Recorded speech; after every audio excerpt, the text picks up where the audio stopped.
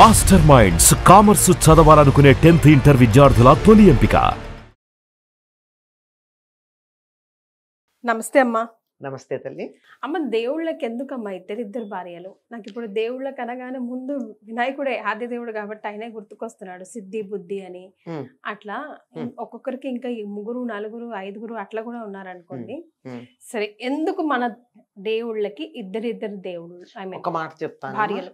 దేవుళ్ళు అని బహువచనం మనం వాడుతున్నాం గాని వాడకూడదు. వాళ్ళందరూ దేవతలు. దేవతలు అనాలి. దేవుడు ఒక్కడే. వీళ్ళందరూ వారి యొక్క అవతారాలు. ఓకే. ఒక్కొక్క ప్రయోజనం కోసం ఒకే ఒక్క భగవంతుడు అనేక రూపాలు ధరిస్తాడు.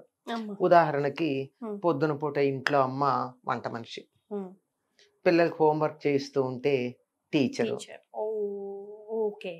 ఉద్యోగానికి వెడితే ఆవిడ పదవి, అత్తగారి దగ్గర కోడలు, భర్త దగ్గర భార్య. ఇన్ని వేషాలు వేస్తుందా లేదా? అట్లాగే సందర్భాన్ని అనుసరించి ఒకే ఒక పరమాత్మ అనేక రూపాల్లో అవతరిస్తాడు. అవతరించినప్పుడు ఆ అవతరణకి సంబంధించిన కార్యక్రమ నిర్వహణ కోసం అనేకమైనటువంటి శక్తుల్ని తనతో తెచ్చుకుంటాడు. ఆ శక్తులని వారి భార్యలుగా చెప్పడం మనకు కనపడుతుంది. ఉదాహరణకి మీరు మొదట చెప్పిన వినాయకుడు ఉన్నాడు. వినాయకుడి గురించి ఏం చెప్తాం? బ్రహ్మచారి అంటాం. ఏదైనా ఉంటే వినాయకుడి పెళ్లికి 1000 విఘ్నాలు అనే పదం కూడా మనకుంది. ఆయనకి పెళ్లి కాలేదు అంటున్నాం. ఓ పక్కన పెళ్లి కాలేదంటే ఇద్దరు భార్యలు ఏమిటి? అలాగే ఈయనెవరు? మన కుమారస్వామి, ఆయన కూడా బ్రహ్మచారి. ఆయనకి ఇద్దరు భార్యలు ఏమిటి? దేవసేన. ఏమిటి ఇలాగా? వెంకటేశ్వర స్వామి, శ్రీలక్ష్మి శ్రీదేవి భూదేవి, వీళ్ళిద్దరు కాక నీలాదేవి, పద్మ, ఇలా పద్మావతి, ఇలా ఇలా ఇంతమంది భార్యలు ఏమిటి? మీరు అడిగింది కరెక్టే, ఆలోచన వస్తుంది. కానీ ఇవన్నీ ఒకే పరమాత్మగా దిగి వచ్చినప్పుడు వారికి ఉన్నటువంటి శక్తులు, ఈ శక్తుల మీద వాళ్ళకి ఆధిపత్యం కలిగి ఉన్నారు కనుక పతి అన్నారు. ఉదాహరణకి రాష్ట్రపతి అన్నారు అనుకోండి. రాష్ట్రపతి అంటే రాష్ట్రం యొక్క భర్త కాదు కదా, అధికారి అని అర్థం. మరి రాష్ట్రపతి స్త్రీ కూడా ఉంది కదా, ఇంతకు ముందు ఉన్నారు, ఇప్పుడు ఉన్నారు. రాష్ట్రపతి స్త్రీ అయినప్పుడు ఏం చెప్పాలి? ఆవిడ దేనికి పతి? ఆవిడికి ఎవరు భార్య? అసలు పదమే బాగాలేదు, వాక్యమే.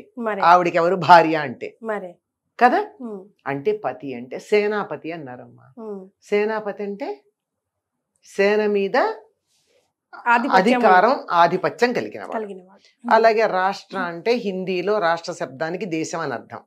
వాళ్ళు మనం రాష్ట్రాలు అనే దాన్ని రాజ్యం అంటారు, మనం దేశాన్నేమో రాష్ట్రం అంటారు హిందీలో. అంతే కదా.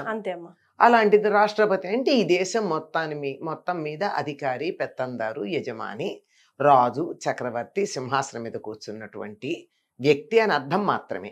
అలాగే పతి అంటే అక్కడ అర్థం దాని మీద ఆధిపత్యం కలిగినటువంటి వ్యక్తి అని తప్ప భర్త మనం అనుకునేటటువంటి బయలాజికల్ సంబంధం కాదు.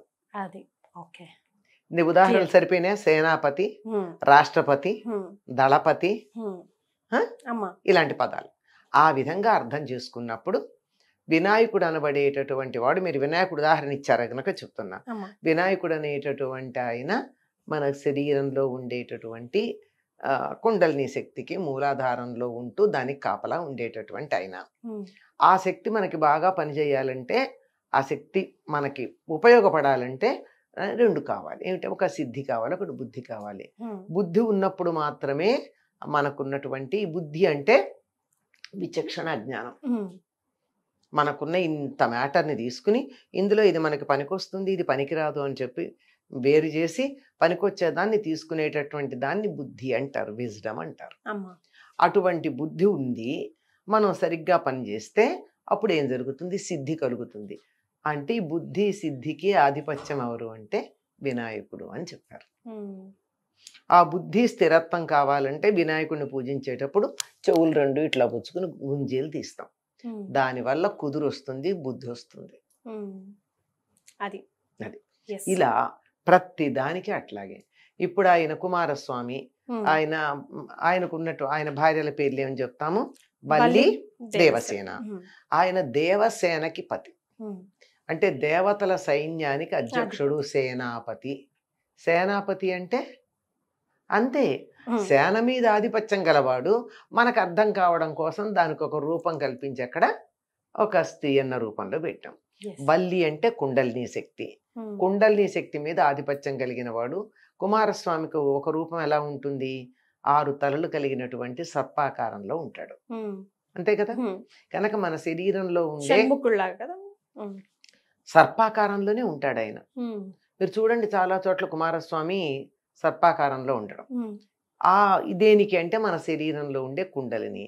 కుండలిని ఎలా ఉంటుంది అంటే సర్పాకారం, తోక మీద నిలబడ్డ పాములాగా ఉంటుంది మన కుండలిని శక్తి. వెన్నుపూస చివరి భాగం తోకంటే, కపాలం శిరస్సు ఇలా నిలబడ్డ సర్పంలాగా ఉంటుంది. దాని మీద ఆధిపత్యం కలవాడు గనక వల్లీపతి అయిన. ఈ కుండలిని మీద ఆధిపత్యం గలవాడు, దేవ సైన్యానికి అధ్యక్షుడు, సైన్యాధ్యక్షుడు. అందుకని ఆయనకి వల్లి దేవసేన భార్యలుగా చెప్పారు. అంతేగాని పతి అంటే భర్త అంటే ఆయన పతి గనక ఆ పతి కింద ఉండేటటువంటి శక్తుల్ని భార్యలుగా చెప్పి భార్యలుగా చెప్పడం జరిగింది. మరి వీళ్ళని ఎందుకు ఇట్లా భార్యలుగా చెప్పారు, శక్తులని చెప్పి ఊరుకోవచ్చు కదా అంటే, ఆగమ శాస్త్రంలో ఒక దైవాన్ని మనం పూజించాలి అంటే ఆ దైవాన్ని ఆవాహన చేసేటప్పుడు సాంగ సపరివార విధంగా దాన్ని ఆవాహన చేయాలి. అందుకని వాళ్ళకు వాహనం, ఆ వాహనం పైన పరివారం, ఒక భార్య అంటే శక్తి భార్య, ఇవన్నీ పెట్టాలి. కానీ అలా పెట్టి ఆగమ శాస్త్రంలో పూజా విధానం కోసం ఏర్పాటు చేసినటువంటివి ఇవన్నీ. అంతే తప్ప నిజానికి వాళ్ళు మనలాగా మనుషులు గారు, మనలాగా పాంచభౌతిక శరీరాల వాళ్ళవి, పుట్టుక చావు ఉన్నటువంటి శరీరాల, భూమి మీద ఉన్నటువంటి భూ పదార్థంతో తయారు చేసిన శరీరాల కావు కదా. అలాంటివి సింబాలిక్ గా చెప్పేటటువంటిది. మనం దేనికన్నా చెప్పేటప్పుడు చాలా విషయాలు, మన దేశాన్ని గౌరవించాలి అనుకో, అప్పుడు ఏం చేస్తారమ్మా, విదేశాల్లో మన దేశాన్ని గౌరవించాలంటే ఏం చేస్తారు, జెండా. జెండా దేశమా అంటే జెండా దేశం కాదు కదా, కానీ జెండా దేశానికి ప్రతీక, రిప్రజెంటేటివ్. అలా రిప్రజెంటేటివ్ గా ఈ శక్తుల్ని పెట్టుకుని మనం అలా చేసుకున్నాం. అది చేత ఏ దైవానికన్నా ఇంతమంది భార్యలు ఉన్నారు అంటే అంత మాత్రమే అర్థం. మరి విష్ణువు స్థితికారకుడు. ఇది ఉండాలంటే మనకు కావాల్సింది, మనం అంతా సృష్టి జరగాలి అంటే ఇది ఉన్నది ఉన్నట్టుగా ఉండాలి. ఇది స్థిరంగా ఉండాలంటే 2 రకాల సంపదలు అవసరం. ఒకటి స్థిరాస్తి, ఒక చరాస్తి. చరాస్తి ఏమో లక్ష్మీదేవి, స్థిరాస్తి ఏమో భూదేవి. సింపుల్ గా చెప్పేశారు, తేల్చి పడేశారు అంతే. ఇది ఇంత బాగా చిన్నపిల్లలకి మామూలు వాళ్ళకి అర్థం కాదు కనుక ఒక సింబాలిక్ గా ఇలా ఉంటుంది, అలా ఉంటుంది, అలా ఉంటుంది అని చెప్పడం. స్థిరాస్తి అని చెప్పాలంటే భూదేవి అంటే భూమండలం, పాంచభౌతికమైనటువంటి శరీరం. భూమిలో 5 భూతాలు ఉంటాయి కదా, ఘన పదార్థం. కదులుతూ ఉండేటటువంటిది అస్థిరంగా ఉండకుండా, కదులుతుంటేనే దానికి శక్తి, కదలకపోతే పాడైపోతుంది. అందుకే లక్ష్మీ చెంచల అంటారు. కదిలితేనే డబ్బుకు బీరువాలో దాచుకుంటే ఉపయోగం ఏంటి, రేపు ఎప్పుడో నోట్లు క్యాన్సర్ అంటే గోవిందా. అంచేత ఇవన్నీ ఇట్లా ఇది సింబాలిక్ గా చెప్పుకునేవమ్మా, ఇవన్నీ కూడా అంతే. చాలా సంతోషం అమ్మా, ధన్యవాదాలు.